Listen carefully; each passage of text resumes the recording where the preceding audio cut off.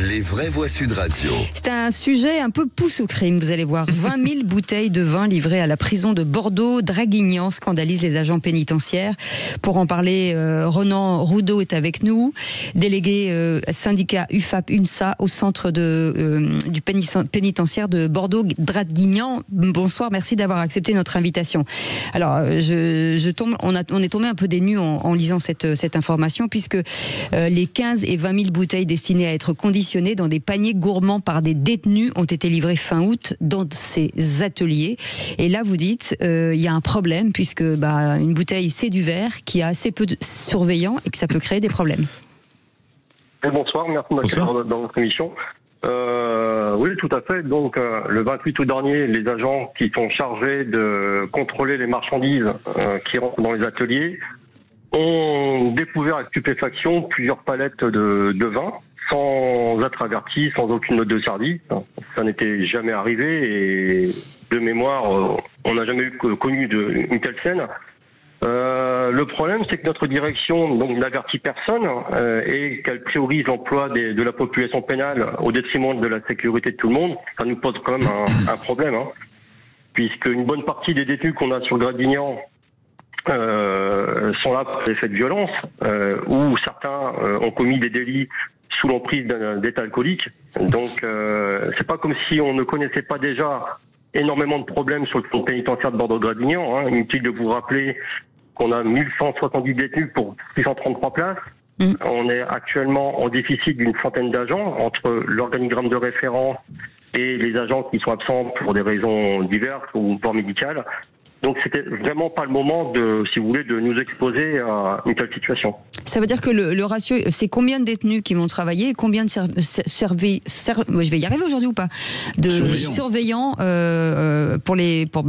pour autour d'eux?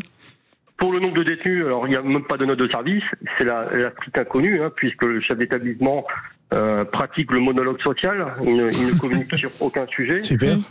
Ah oui, c'est un spécialiste. Quant au nombre d'agents, c'est le strict minimum. 3 jours par semaine, vous avez 2 agents qui surveillent des centaines de mètres carrés. Et les 2 jours restants, puisqu'on travaille que du lundi au vendredi dans les ateliers, il y a un seul personnel. Donc, combien de détenus ils vont mettre à confectionner ces paniers gourmands, on ne le sait pas. Ce qu'on sait, nous, c'est que déjà, on sera en difficulté pour assurer la sécurité des lieux et des personnels. Quand on sait le niveau de violence qu'il y a dans les prisons, effectivement, on peut s'interroger. Puis il faut savoir qu'une bouteille, c'est une arme par destination. Je veux dire, c'est clair.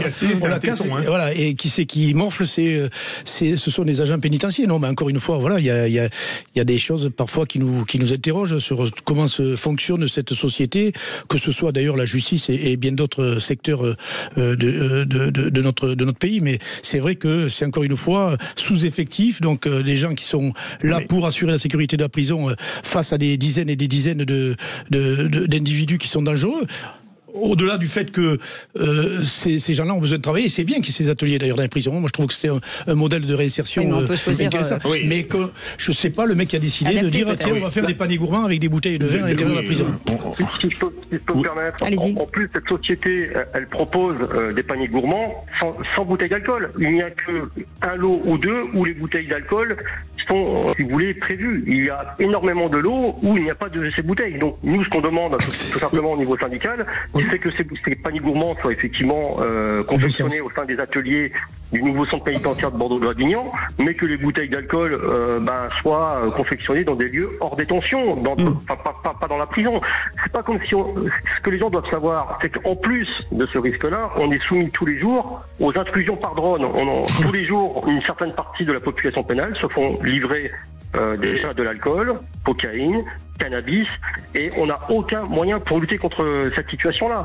Au niveau des parloirs, c'est pareil. Encore hier, on a attrapé 115 grammes sur une famille, 115 grammes. On met pas les moyens. Les collègues, ça rentre de partout, ils sont exposés à tous les dangers.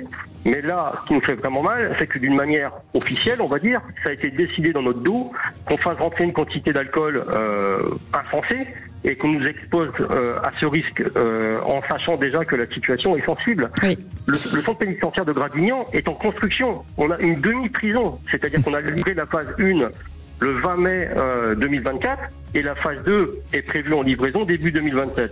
On est au milieu on est si vous voulez, dans une situation où on doit faire face déjà à énormément de difficultés et là on nous la rajoute gratuitement. Merci en tout cas d'avoir accepté notre invitation. Ronan Roudot, délégué syndical UFAP-UNSA et au centre pénitentiaire de Bordeaux-Gradignan. Merci d'avoir accepté notre invitation. Vous restez